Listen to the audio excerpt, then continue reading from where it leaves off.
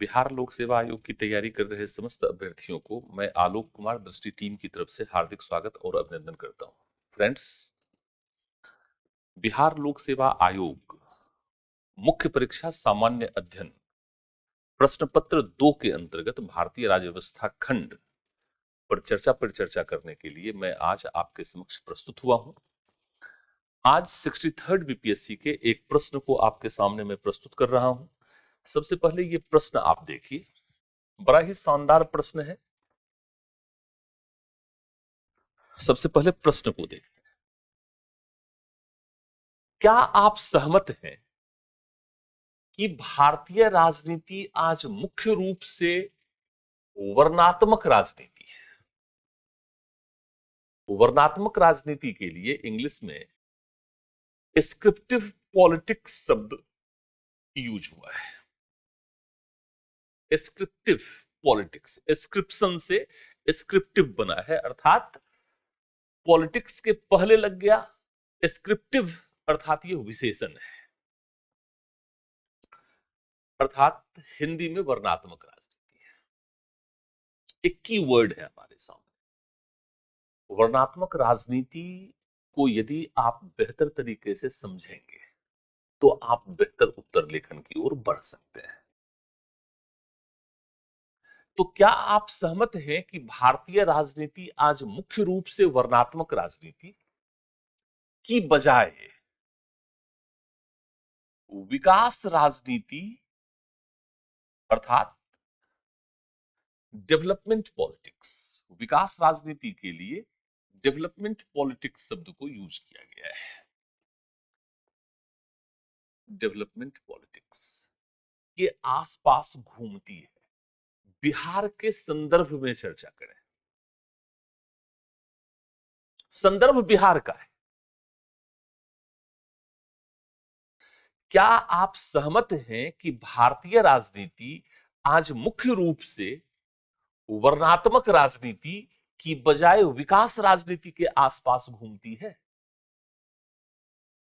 बिहार के संदर्भ में चर्चा करना। Do you agree that Indian politics today primarily revolves around development politics rather than descriptive politics?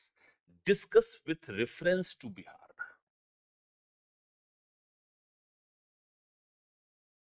जब भी प्रश्न में यह आता है कि क्या आप सहमत हैं, अर्थात एक प्रश्न पूछ लिया जाए कि क्या आप सहमत हैं,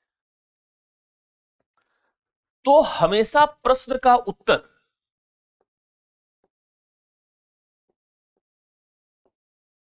हां और ना दोनों में होना चाहिए।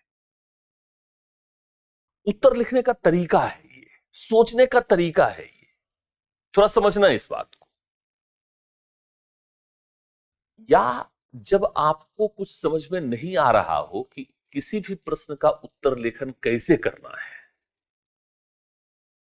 तब आप खुद से ही प्रश्न लगा लीजिए कि क्या आप सहमत हैं, और फिर प्रश्न को सामने रख लीजिए। तो जो प्रश्न है उसमें आपको एक विचार मिलेगा। जैसे इस प्रश्न में एक विचार है, यहां से आप इसको पढ़िए। विचार ये है कि भारतीय राजनीति आज मुख्य रूप से वर्णात्मक राजनीति की बजाय विकास राजनीति के आसपास घूमती है। स्टेटमेंट ये है।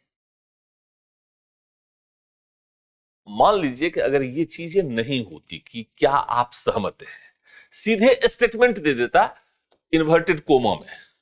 बीपीएससी में कई ऐसे प्रश्न आए हुए हैं। भारतीय राजनीति आज मुख्य रूप से वर्णात्मक राजनीति की बजाय विकास राजनीति के आसपास घूमती है। बिहार के संदर्भ में चर्चा करें। और आपको समझ में नहीं आ रही है यार क्या होगा, तो आप क्या करेंगे, इस स्टेटमेंट के पहले आप प्रश्न लगा लीजिए कि क्या आप सहमत हैं। तो हां भी और नहीं भी। क्यों सहमत हैं, तो ये आधार है। क्यों सहमत नहीं है, तो ये सब आधार है। उदाहरणों के द्वारा या तथ्यों के माध्यम से आप अपनी बातों को प्रूव्ड कीजिए। लिखने का तरीका है ये, सोचने का तरीका है। स्टेटमेंट वाले किसी भी प्रश्न में उत्तर लेखन की जो सही तरीका है वह उसे हम लोग कहते हैं second thought method. Second thought method.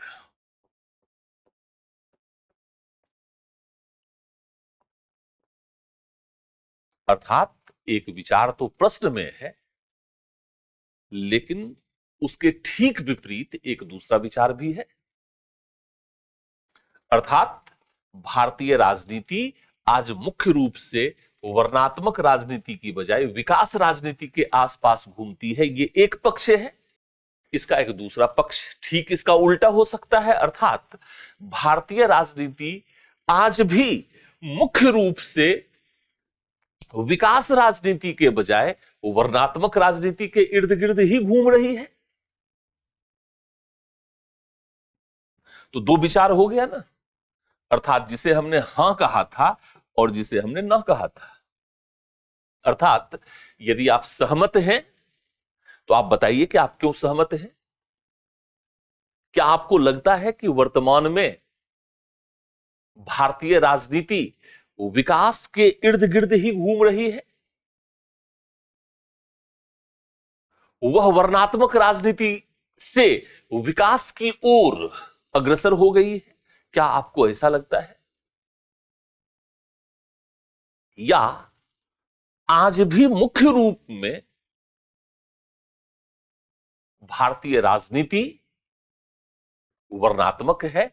विकास शायद विकास की बात अब कहने के लिए की जाती है। सभी दल विकास की बात करते हैं, लेकिन जब टिकट का बंटवारा करते हैं, उम्मीदवारों का चयन करते हैं,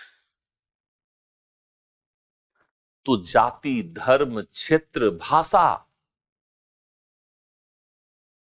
इत्यादि को आधार बनाया जाता है।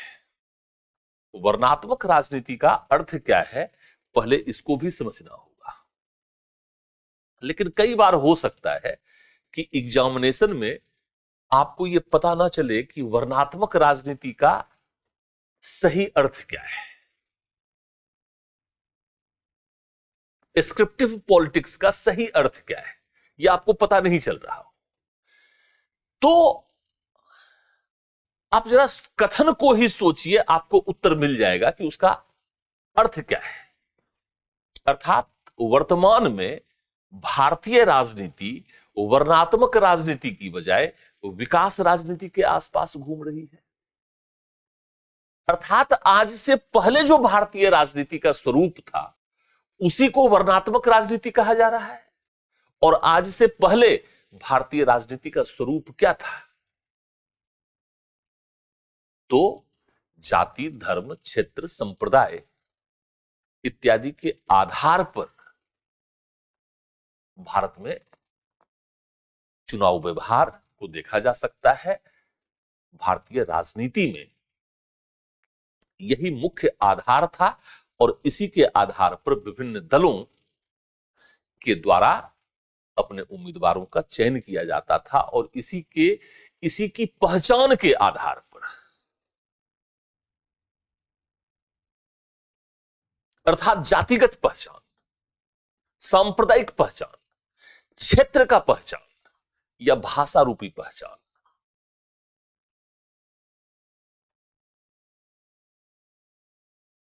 इसे ही हम वर्णात्मक राजनीति को ही हम व्यक्ति केंद्रित राजनीति भी कह सकते हैं, व्यक्ति उन्मुखी राजनीति भी कह सकते हैं, और इसी विकास राजनीति को हम ये भी कह सकते हैं कि ये राष्ट्र उन्मुखी है। ये राष्ट्र उन्मुखी है। और वर्णात्मक राजनीति को ही हम कह सकते हैं यह व्यक्ति उन्मुखी है। वो व्यक्ति उन्मुखी है।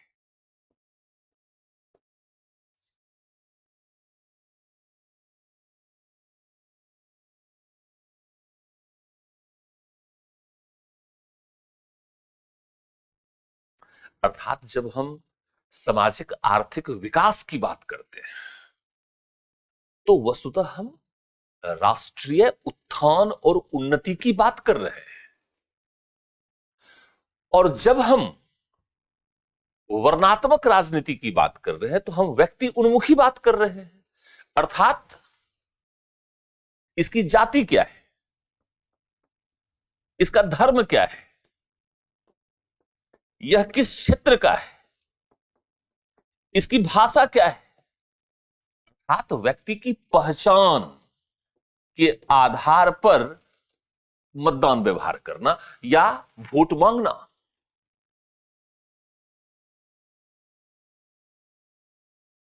तो अब शायद अप्रोच आपको समझ में आ गया होगा कि इस प्रश्न का उत्तर वस्तुतः दोनों अप्रोच को ध्यान में रखकर देना होगा। और यह प्रश्न 63rd बीपीएससी में पूछा गया और मुख्यतः इस प्रश्न का मूलभूत सारांश यह है कि 2005 से बिहार के मुख्यमंत्री नीतीश कुमार के नेतृत्व में जनता दल यूनाइटेड और भारतीय जनता पार्टी के गठबंधन में सबसे पहले देश को एक नई राजनीतिक दिशा बिहार ने ही दी थी। अर्थात जाति और धर्म को छोड़कर विकास केंद्रित राजनीति की नींव, आधारशिला 2005 में रखी गई थी। यह अलग बात है कि वर्तमान में नीतीश कुमार जी ने जिसका विरोध कर अपने सुशासन केंद्रित राजनीति, बिहार राज्य के विकास केंद्रित राजनीति की शुरुआत की थी, आज उसी के साथ मिलकर वो सरकार में है। यह अलग बात है। आज वर्तमान में जो घटना घटी है यह एक अलग घटना है, लेकिन 2005 से लेकर 2022 तक नीतीश कुमार जी के नेतृत्व में सर्वप्रथम पूरे देश में जाति, धर्म, क्षेत्र, भाषा इत्यादि की पहचान को छोड़कर एक नई राजनीतिक शुरुआत का प्रयास बिहार की उर्वर धरती से ही हुआ। और 2014 में नरेंद्र दामोदर दास मोदी ने बिहार के ही इसी मॉडल को पूरे देश में स्थापित करने का प्रयास किया और उन्होंने सबका साथ सबका विकास नारे के साथ विकास केंद्रित राजनीति की नींव रखी है। न जाति, न धर्म, न संप्रदाय, न क्षेत्र, बल्कि उन्होंने बात की विकास की। ठीक उसी प्रकार जैसे नीतीश कुमार जी के नेतृत्व में बिहार में जाति और धर्म की बात को छोड़कर विशेषकर 2005 से पहले राष्ट्रीय जनता दल या राजद जिसको हम कहते हैं, उन्होंने लालू प्रसाद यादव जी के नेतृत्व में जाति केंद्रित राजनीति की शुरुआत की थी। वस्तुतः ये लालू प्रसाद यादव जी के नेतृत्व में भी नहीं बल्कि लगभग पूरे देश में ही 1990 के दशक से जो एक नई राजनीति की शुरुआत हुई उसे कई बार हम मंडल राजनीति भी कहते हैं और बीजेपी के नेतृत्व में कमंडल राजनीति है। अर्थात 1990 के दशक से भारतीय राजनीति में दो बड़े मुद्दे जाति और धर्म रहे, जहां जाति के नाम पर विभिन्न प्रदेशों के नेता पिछड़ी जातियों के हितों को आगे बढ़ाने, उनके लिए सामाजिक न्याय प्राप्त करने के लिए एक नई राजनीतिक शुरुआत की।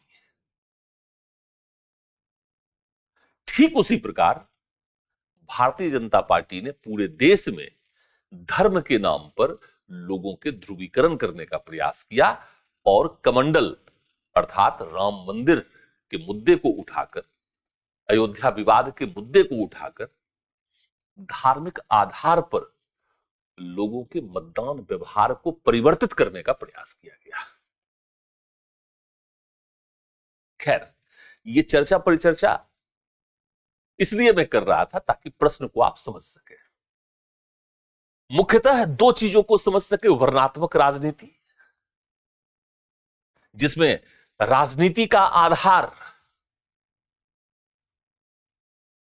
व्यक्ति की पहचान है अर्थात जाति, धर्म, क्षेत्र, भाषा इत्यादि, और एक विकास राजनीति है जो राष्ट्र के तीव्र सामाजिक आर्थिक विकास को केंद्र में रखते हुए सारी बातों को आगे बढ़ाता है।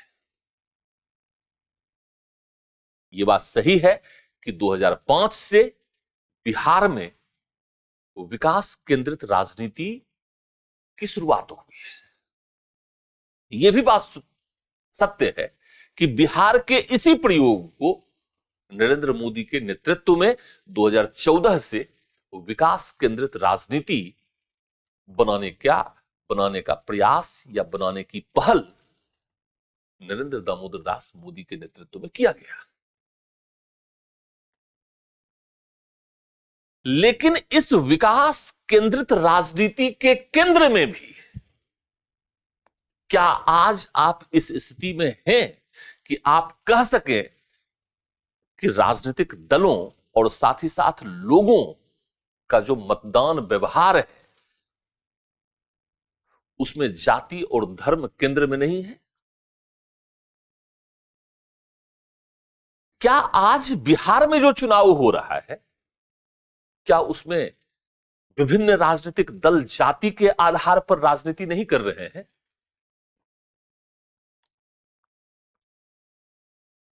और यदि विभिन्न राजनीतिक दल जाति के आधार पर राजनीति नहीं कर रहे हैं तो जो अभी अभी बिहार में सरकार बनी है उसमें दो दलों के द्वारा और दो नेताओं के द्वारा क्यों यह दावा किया जा रहा है कि यादवों का प्रतिनिधित्व तो सही मायने में वो कर रहे हैं? और एक तो केंद्रीय गृह राज्य मंत्री है भारतीय जनता पार्टी के, जो अपना तस्वीर छपवाते हैं गाय या भैंस का दूध निकालते हुए और वो दावा करते हैं कि वही सही यादव है और वही यादवों का प्रतिनिधित्व करते हैं। यह जो पहचान आधारित राजनीति या जाति आधारित राजनीति की दिशा को स्पष्ट कर रहा है, क्या इसके केंद्र में विकास आपको दिखता है? विभिन्न दलों को यह बतलाना चाहिए कि किन सामाजिक आर्थिक नीतियों के आधार पर बिहार देश का सबसे विकसित राज्य बन सकता है। बिहार के विभिन्न जिलों की समस्याओं के समाधान के लिए नीतियां क्या होनी चाहिए, उन नीतियों के अनुरूप कार्यक्रम क्या होना चाहिए, इसके आधार पर विभिन्न राजनीतिक दलों के बीच परस्पर बहस होना चाहिए, विवाद होना चाहिए कि विकास के लिए सही नीति क्या होगी। उसके स्थान पर हो क्या रहा है कि कौन किस जाति का वास्तविक प्रतिनिधि है, इसकी होड़ लगी हुई है। क्या यह विकास केंद्रित राजनीति का तकाजा है? क्या यह विकास केंद्रित राजनीति को बतला रहा है?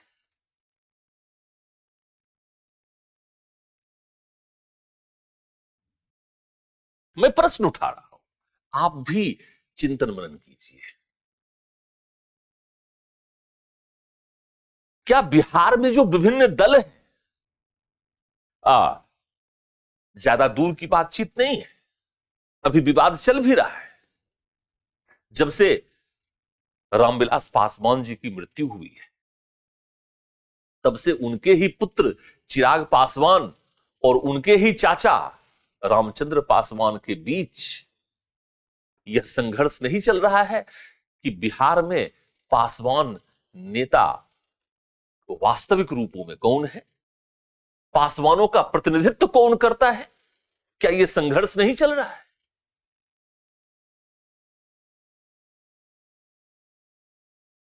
नीतीश कुमार, जिन्हें विकास पुरुष का दर्जा दिया गया, जिन्हें सुशासन बाबू कहा जाता है,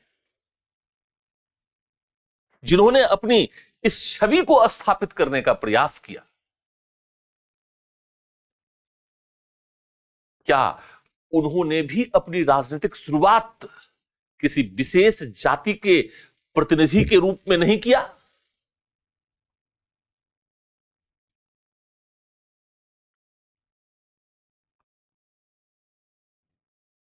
इसी तरह से और भी जो छोटे छोटे दल बिहार में हैं, क्या वो कभी कोई कहता है कि हम निषादों का प्रतिनिधित्व करते हैं, कभी कोई कहता है कि हम मुसलमानों का प्रतिनिधित्व करते हैं, कभी कोई कहता है कि हम हिंदुओं का प्रतिनिधित्व करते हैं, कभी कोई कहता है कि हम पासवान का प्रतिनिधित्व करते हैं, कभी कोई कहता है कि हम ब्राह्मण के नेता हैं, कभी कोई कहता है कि हम राजपूतों के नेता हैं। ये ठेकेदारी करने की जो प्रवृत्ति विकसित हुई, ये क्यों विकसित हो रही है बिहार की राजनीति में और इसी प्रकार भारतीय राजनीति?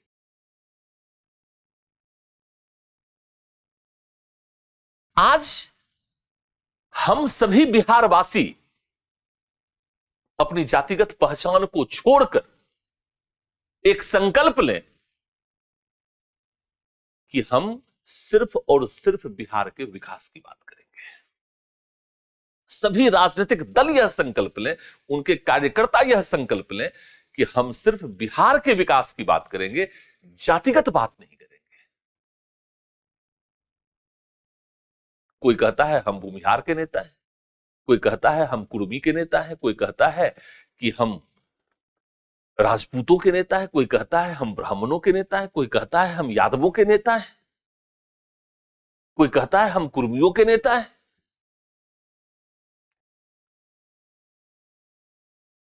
लोकतंत्र में इस तरह की पहचान के आधार पर व्यक्ति उन्मुखी पहचान है, यह जातिगत पहचान है, यह धार्मिक पहचान है, यह भाषाई पहचान है। इस पहचान के आधार पर राजनीति की बजाय यदि हम राष्ट्र के विकास, प्रदेश के विकास की नीतियों के संबंध में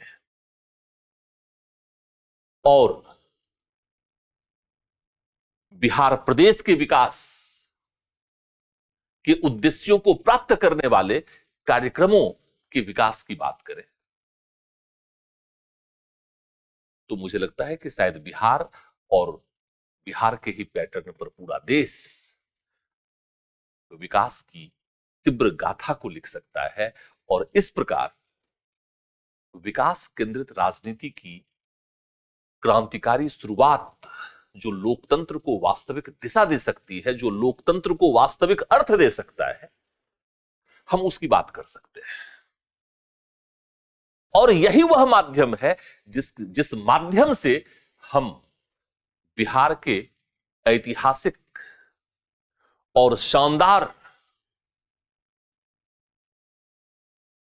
अतीत को, उसके गौरव को पुनः स्थापित करने की ओर बढ़ सकते हैं, अग्रसर हो सकते हैं। जातियों में केंद्रित होकर भाषा विवाद, जाति विवाद, धार्मिक विवाद,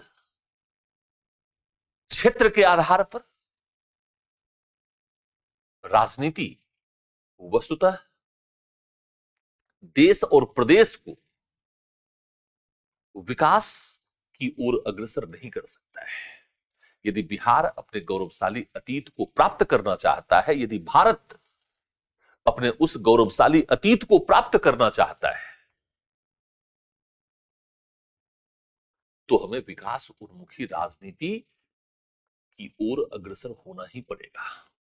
हमें व्यक्ति उन्मुखता की बजाय राष्ट्र उन्मुखता और वर्णात्मक राजनीति उन्मुखता के स्थान पर वो विकास राजनीति उन्मुखता को विकसित करना ही होगा।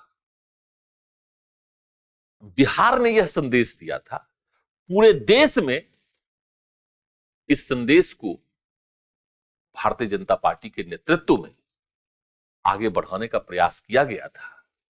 लेकिन मैं आज दुखी हूं, इसलिए क्योंकि बिहार के नेतृत्व ने भी और देश के नेतृत्व ने भी विकास की राजनीति को केंद्र में रखकर अंततः जातिगत राजनीति से ऊपर नहीं उठ पाई है। खुद को विकास पुरुष के रूप में स्थापित करते हुए, खुद को सुशासन बाबू के रूप में स्थापित करते हुए भी यदि हम बिहार की अनेकानेक समस्याओं, लोगों के अनेकानेक समस्याओं को हल करने की ओर अग्रसर नहीं हो पाए, बिहार यदि आज भी विकास के विभिन्न मापदंडों पर, पैमाने पर पिछड़ा हुआ है, वह यह बतलाता है कि आज भी भारतीय राजनीति और बिहार की राजनीति वर्णात्मक राजनीति से ऊपर नहीं उठ पाई है। आज भी हमें एक नए मॉडल, जो विकास राजनीति का मॉडल है, उसको लेकर के हमें आगे बढ़ना ही होगा। ये पूरी चर्चा है, परिचर्चा है। तो आइए, अब हमने काफी कुछ चर्चा कर लिया है। अब हम लोग देखते हैं कि इस प्रश्न का उत्तर कैसे लिखा जा सकता है। तो सबसे पहले अप्रोच हमने डिस्कस कर लिया है, अप्रोच को आप समझ गए होंगे। अब इस प्रश्न का जो उत्तर है, उसकी शुरुआत भूमिका से की जा सकती है, और भूमिका जो है वह इसी अप्रोच पर बेस्ड होगा, जिसमें हम यह बतलाने का प्रयास करेंगे कि स्वतंत्रता प्राप्ति के पश्चात पहले दशक में विभिन्न दलों के नेता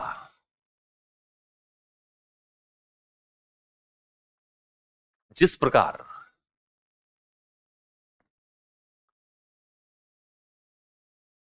राष्ट्र और प्रदेश के विकास के संकल्प के साथ साथ आगे बढ़े,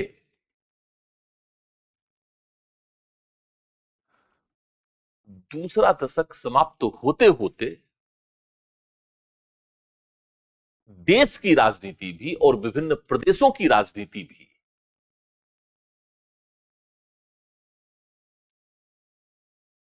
इससे विमुख हो चुकी थी।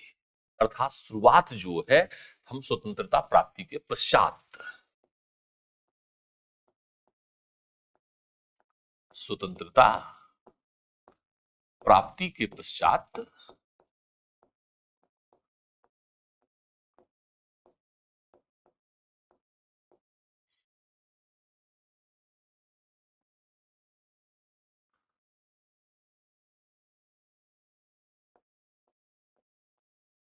संपूर्ण भारतीय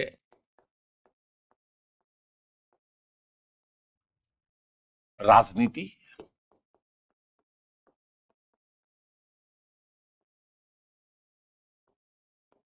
हमारा नेतृत्व तथा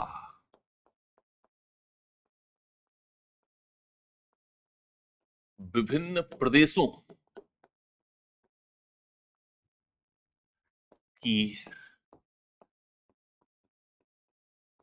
राजनीति व प्रादेशिक नेतृत्व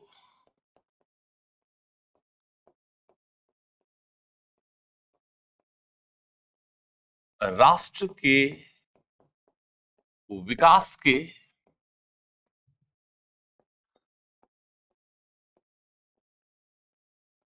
महानतम संकल्प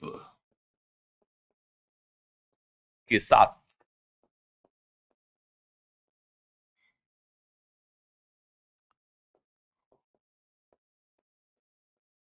स्वतंत्रता को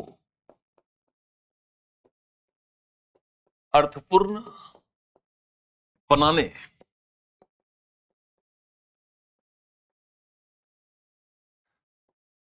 के उद्देश्य से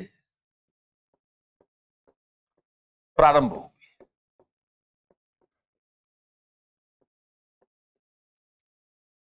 परंतु 1960 के दशक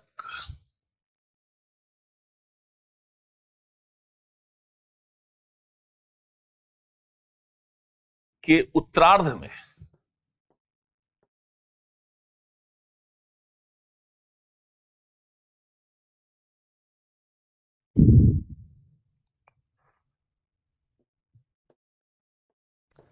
भारतीय राजनीति में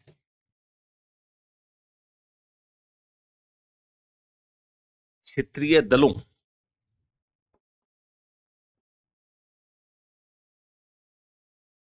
के उद्भव को देखा जा सकता है।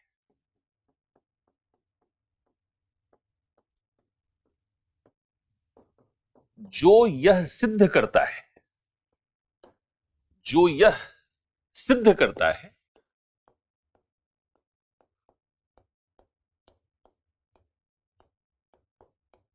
कि देश में व प्रदेश में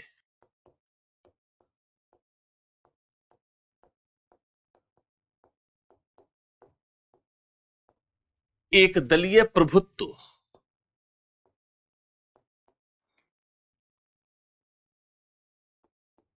के विरुद्ध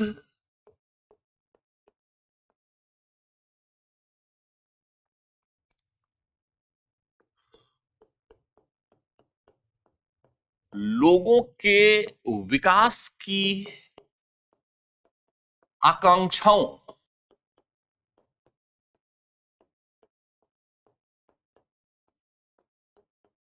के पूरे नहीं होने के कारण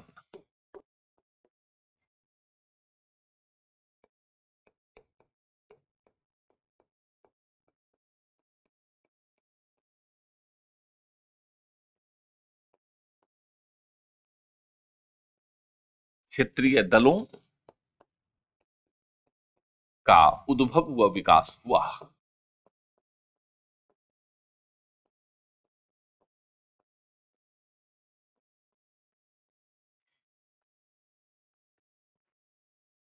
फिर दूसरे पैराग्राफ में हम क्या करेंगे, ये हमने शुरुआत कर दी।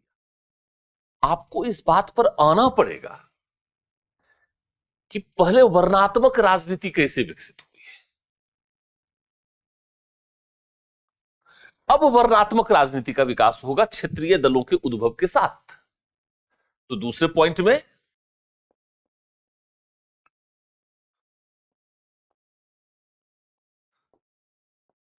क्षेत्रीय दलों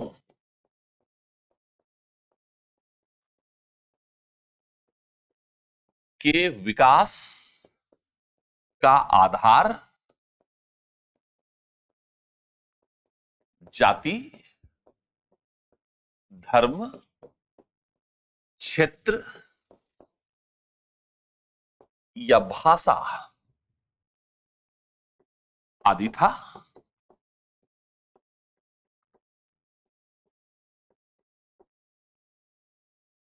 क्षेत्रीय दलों ने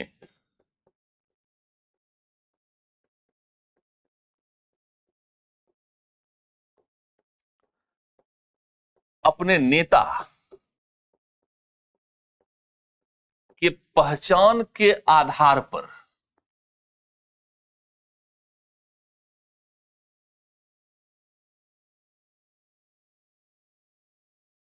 जिसे हम व्यक्तिनिष्ठ राजनीति भी कहते हैं या व्यक्ति उन्मुखी राजनीति भी कहते हैं,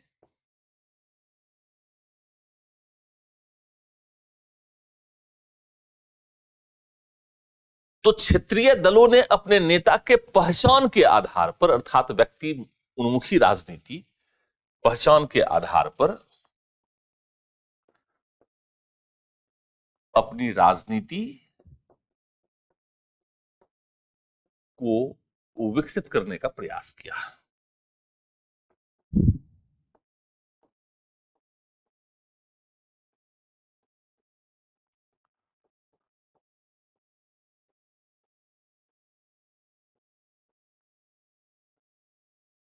जिसमें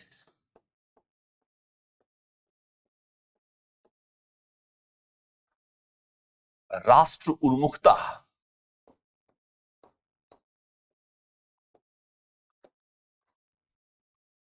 राष्ट्र के समग्र विकास,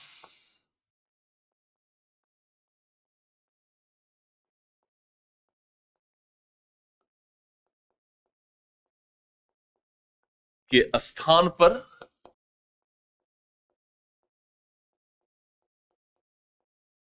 जाति, धर्म, क्षेत्र या भाषा को आधार बनाकर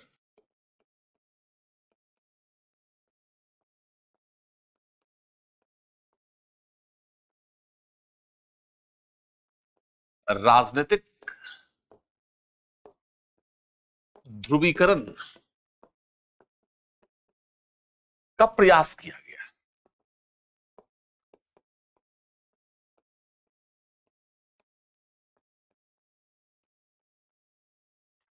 फिर तीसरे पॉइंट में आपको बतलाना है कि 1990 के दशक में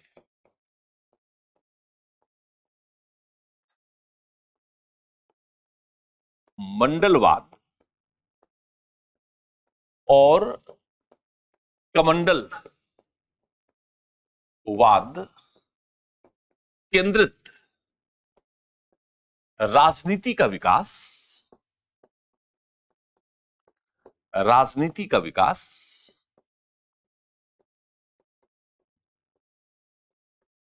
किस प्रकार भारत व समग्र प्रदेशों में वर्णात्मक राजनीति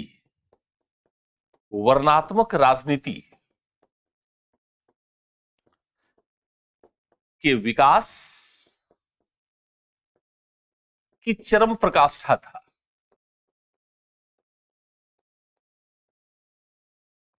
चरम प्रकाष्ठा का प्रतिनिधित्व करता था। और अब यहां पर हम लोग क्या करेंगे, चौथे पॉइंट में या चौथे पैराग्राफ में इसको थोड़ा सा डेवलप करेंगे। हो सकता है कि इसी पैराग्राफ को या इसी पॉइंट को डेवलप करने में, जैसे दूसरे पॉइंट को आप 2 पैराग्राफ में डेवलप कर सकते हैं, तीसरे पॉइंट को भी आप 2 पैराग्राफ में डेवलप कर सकते हैं।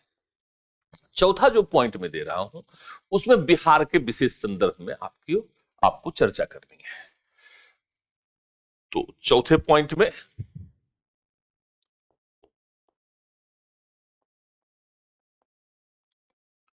बिहार के विशेष संदर्भ में चर्चा, अर्थात 1990 के दशक में किस प्रकार मंडल राजनीति से प्रभावित होकर बिहार में लालू प्रसाद यादव जी के नेतृत्व में पिछड़ी जातियों को एकजुट करने का प्रयास किया गया, उनका राजनीतिकरण किया गया। बिहार कई जातीय संघर्षों का साक्षी भी बना। बिहार में पिछड़ी जातियों और अग्रणी जातियों के बीच जातीय संघर्ष भी हुए, राजनीतिक संघर्ष भी हुए। इसके नकारात्मक बिंदु के साथ साथ कुछ सकारात्मक बिंदु भी है। आप कहेंगे कि सर इसमें सकारात्मक क्या है? तो सकारात्मक यह है कि लोकतंत्र में या राजनीति में पिछड़े वर्गों को भी प्रतिनिधित्व प्राप्त हुआ, उनका राजनीतिकरण हुआ, राजनीति में उनकी भागीदारिता स्थापित हुई, उनमें अधिकार बोध की चेतना आई, उन्हें विकास की प्रेरणा भी मिली और उनकी जो मानसिक और मनोवैज्ञानिक हीनता का भाव था वह भी समाप्त हुआ। स्वाभाविक रूप में यह उन पिछड़े वर्गों के मानसिक मनोवैज्ञानिक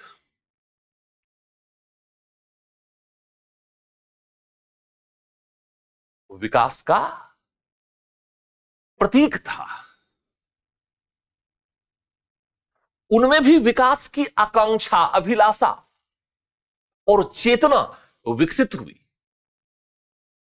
यह अपने आप में सामाजिक न्याय को स्थापित करने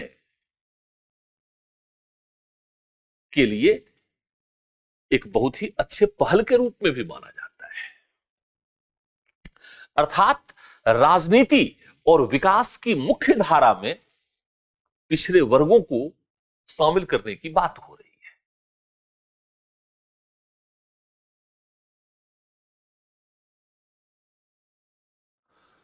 उन्नीस सौ 90 के दशक से लेकर लगभग 2005 से पहले तक, अर्थात नीतीश बाबू के आने के पहले तक, बिहार की राजनीति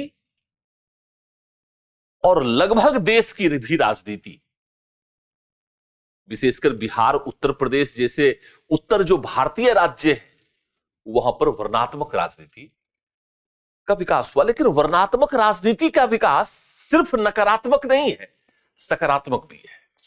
तो मैं यहां पर यह कह रहा हूं कि बिहार के विशेष संदर्भ में दो चीजों में चर्चा करनी है आपको। पहला, यहां पर यह चर्चा करना है कि वर्णात्मक राजनीति का विकास, वर्णात्मक राजनीति का विकास।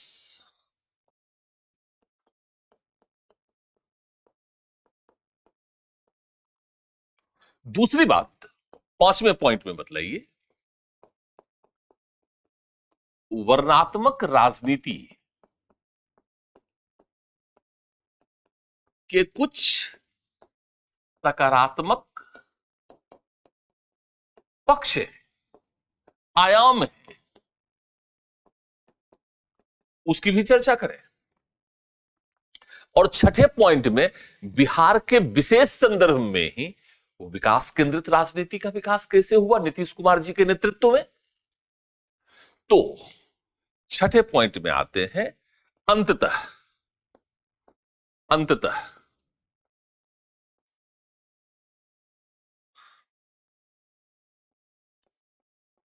वर्णात्मक राजनीति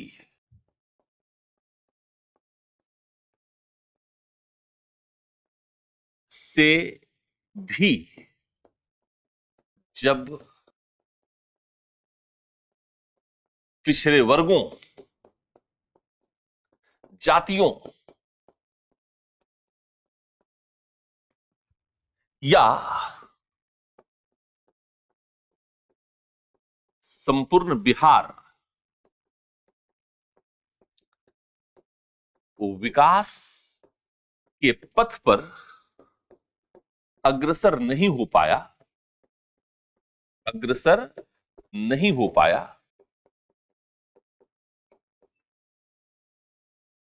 तो अंततः 2005 में नीतीश कुमार जी के नेतृत्व में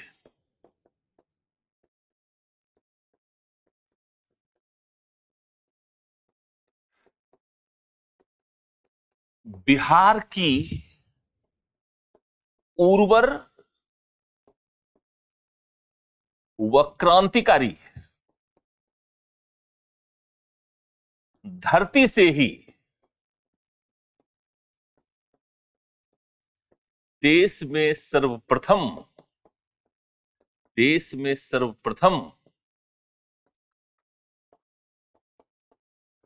विकास केंद्रित राजनीति की शुरुआत हुई।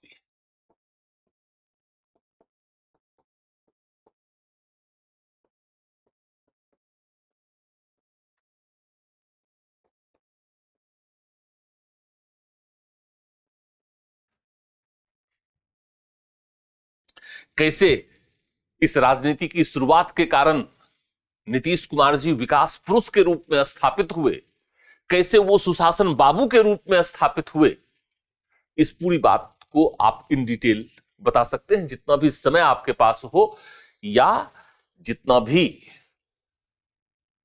आवश्यकता हो। एक या दो पॉइंट में या दो पैराग्राफ में आप इसको बता सकते हैं। इसी को नेक्स्ट पॉइंट में, सातवें पॉइंट में हम चर्चा कर सकते हैं। 2014 में विकास केंद्रित राजनीति पूरे देश में बिहार के इसी प्रयोग को नरेंद्र दामोदर दास मोदी के नेतृत्व में विकास केंद्रित राजनीति, सबका साथ सबके विकास के नारे के साथ कैसे पूरे देश में विकास केंद्रित राजनीति की बात की गई है। तो सातवें पॉइंट पर आइए। सातवां पॉइंट यह बतलाता है कि 2014 में नरेंद्र मोदी के नेतृत्व में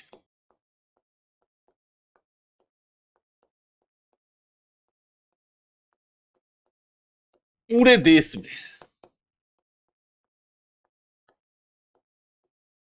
विकास केंद्रित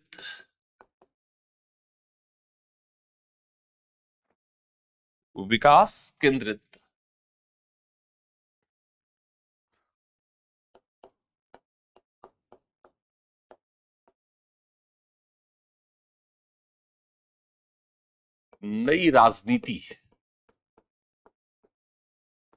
की शुरुआत हुई है।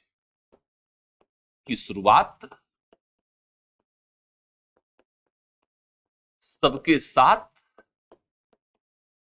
सबके विकास, और अब इसी नारे को थोड़ा और आगे बढ़ा दिया गया, सबका साथ सबका विकास और सबका विश्वास। तो सबके साथ सबके विकास के नारे से हुई है,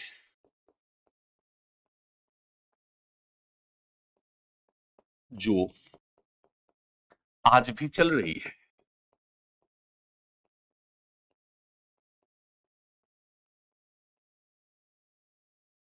बीजेपी कहीं भी चुनाव लड़ती है, चाहे पूरे देश में चुनाव लड़ती है लोकसभा का, या विभिन्न प्रदेशों में जब वह चुनाव लड़ती है तो वह विकास के नाम पर ही चुनाव लड़ती है। सही है, लेकिन सवाल यह उठता है आठवें पॉइंट में, अब प्रश्न उठता है, परंतु प्रश्न उठता है कि क्या वर्तमान में बिहार और संपूर्ण देश की राजनीति,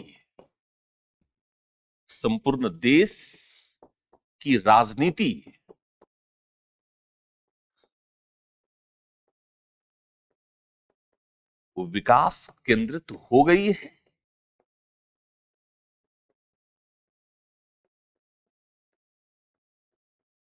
या आज भी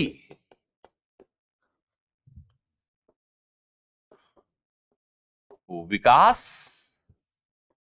के केंद्र में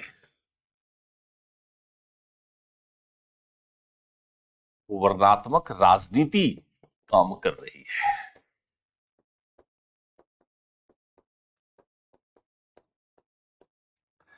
इसी का विश्लेषण आप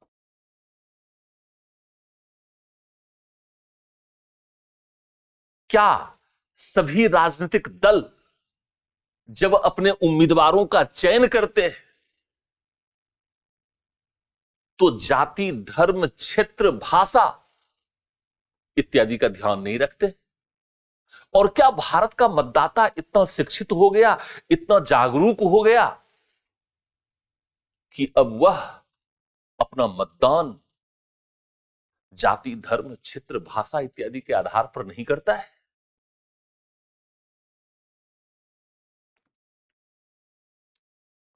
नहीं, ऐसा नहीं है।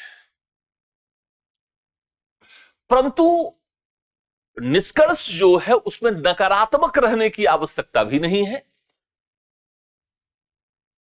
सकारात्मक रहिए और एक सकारात्मक संभावना युक्त आपका निष्कर्ष होना चाहिए। आप कहेंगे जोर जबरदस्ती, कोई जोर जबरदस्ती नहीं है। हम प्रशासक बनने जा रहे हैं, हमें राष्ट्र का निर्माण करना है, हमें बिहार का विकास करना है। तो छिद्रान्वेषी जो पत्रकार महोदय होते हैं और उनका जो छिद्रान्वेषण होता है, उस टेंडेंसी को छोड़ते हुए हम राष्ट्र के निर्माण और बिहार प्रदेश के निर्माण की बात करना चाहते हैं।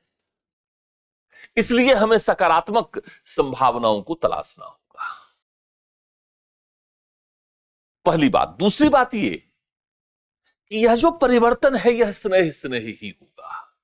परिवर्तन की शुरुआत हुई है। आज भी प्रशांत किशोर के नेतृत्व में पूरे बिहार में स्वराज यात्रा चल रही है। अभी चंपारण से शुरू करने वाले हैं स्वराज यात्रा। स्वराज यात्रा के पहले की जमीन को तलाश रहे हैं प्रशांत किशोर। पहल और प्रयास होंगे, विकास केंद्रित राजनीति एक बार प्रारंभ हो गई और वर्णात्मक राजनीति अर्थात जाति, धर्म, क्षेत्र केंद्रित राजनीति का पतन यदि एक बार शुरू हो गया, अंततः जाति, धर्म, क्षेत्र सबकी बात को करके जब हम थक जाएंगे तो अंततः हम विकास पर ही पहुंचेंगे। और ऐसे भी जैसे जैसे आधुनिक विज्ञान, तकनीकी इत्यादि का विकास हो रहा है, संचार क्रांति का विकास हो रहा है, इंटरनेट क्रांति का विकास हो रहा है, जैसे जैसे शहरीकरण बढ़ रहा है, जैसे जैसे इंटरनेट सेवाएं बढ़ रही हैं, विश्व जितनी तेजी से बदल रहा है, बिहार को भी बदलना होगा, देश को भी बदलना होगा।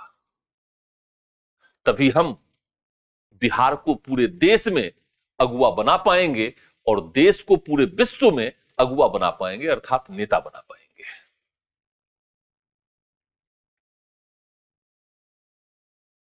कहने का तात्पर्य यह कि परिवर्तन क्रमशः होता है और क्रमशः परिवर्तन होगा। जैसे जैसे शिक्षा का विकास हो रहा है, जैसे जैसे विज्ञान एवं तकनीकी का विकास हो रहा है, जैसे जैसे तर्क और विज्ञान के साथ साथ पूरे विश्व में जो घटित हो रहा है, उससे जैसे जैसे देशवासी अवगत होते चले जाएंगे, उनका राजनीतिकरण होता चला जाएगा, वो राजनीतिक रूप से प्रशिक्षित हो जाएंगे, वैसे वैसे धीरे धीरे अंतिम उद्देश्य विकास तक ही पहुंचेगा। हम यह मानकर चलते हैं कि हमारी यात्रा विकास से प्रारंभ हुई है। स्वतंत्रता के पश्चात भारत ने अपनी यात्रा विकास के साथ प्रारंभ की है और वह अंततः विकास पर ही पहुंचेगा। यह एक संक्रमण का काल है। लोगों का मोह भंग होना होना है।